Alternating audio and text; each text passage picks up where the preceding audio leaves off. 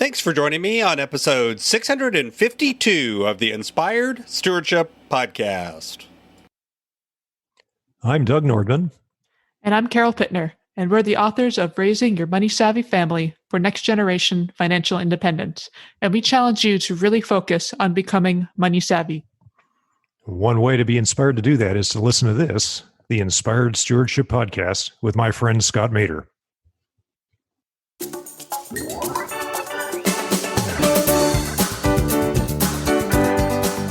But what time does do is allows you to get some distance where you can get some ability to integrate what you're supposed to have learned, to take those lessons and make them part of who you are in a healthy and a positive way.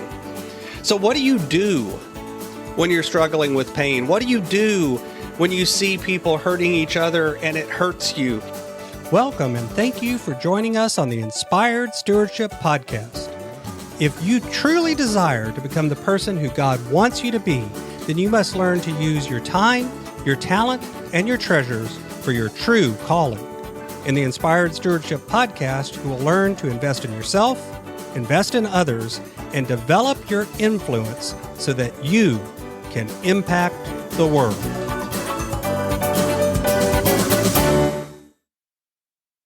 In today's Spiritual Foundation episode about impacting the world, I talk with you about why your pain can't be compared to that of others.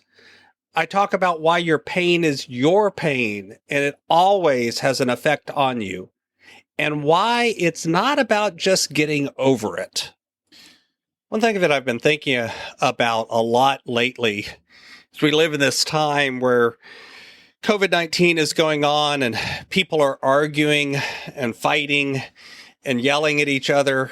People are comparing their own journey and their own opinions and their own feelings and their own even sets of facts with each other based on what they see about the world and what they feel about the world and whether or not their journey is the same as somebody else's. I've seen people talking about pain, about frustration, about suffering, trials, tribulations, whatever name you want to give it, the pain that we all feel from time to time in this world. And whether you're a person of faith or you're not, I believe that we all have things that come into our life that create painful journeys. And one of the things that I've seen people do is try to compare their pain to others. You know, I have this worse right now. I'm under more stress than you because of fill in the blank. I've experienced more pain in my life because I had this happen to me or that happened to me. The experiences that I've had have created a certain amount of tribulation and pain and struggle in my life. And the truth is that at the end of the day, we really cannot compare any person's pain to anyone else's.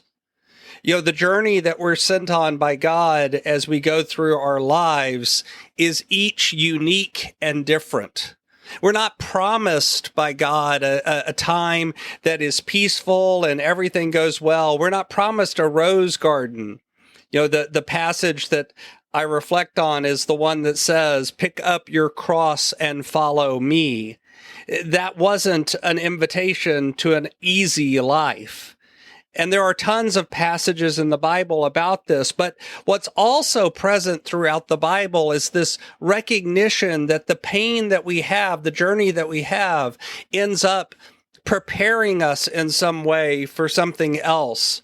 This isn't a matter of, God never gives you more than you can handle. That's baloney. God often gives you more than you can handle. This isn't a matter of, it'll always work out. If you have enough faith, everything will work out. No, that's not necessarily true either. I've seen people with some of the most deep and powerful faith ever who still have trials and tribulations visited in their life. Instead, it's about the recognition that when you have your pain, whatever it is, it's yours. It's something that you have to deal with.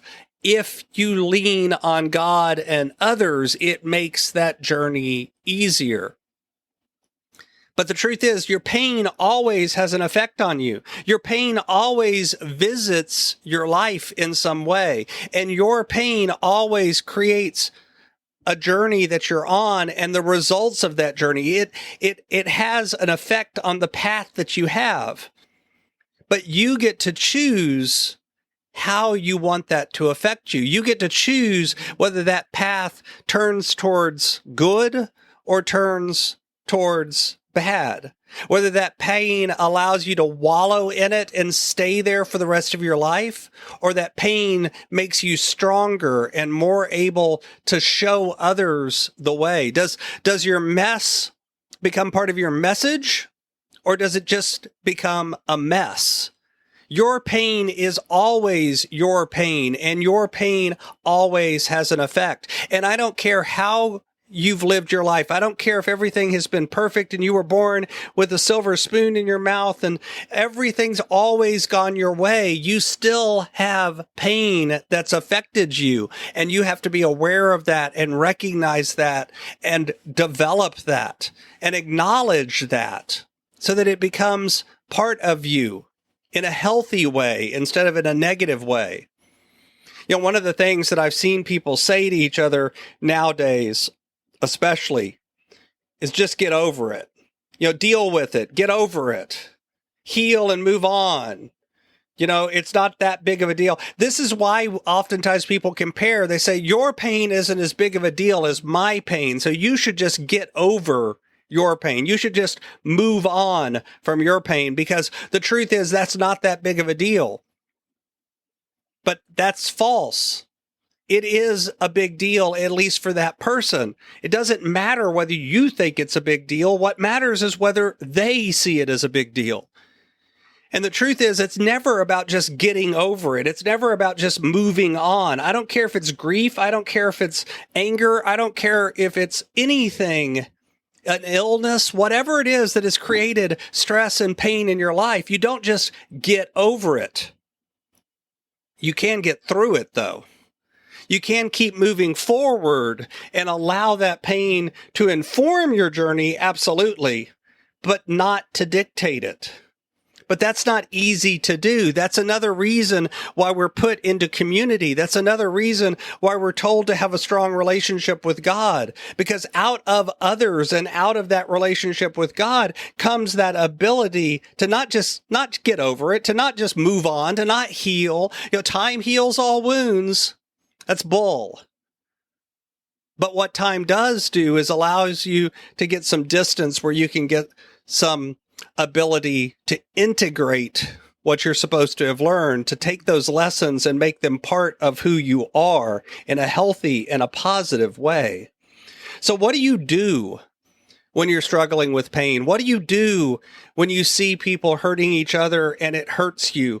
What do you do whenever you've had experiences that are overwhelmingly negative, and yet you still need to get up in the morning, you still need to go to work, you still need to do the things that need to happen? How do you actually move through that? Share some tips that you've got in the comments below this post, or email them to me at scott@inspiredstewardship.com. I'm really curious how each of us manage to make our pain our own and move through it with health. Thanks for listening.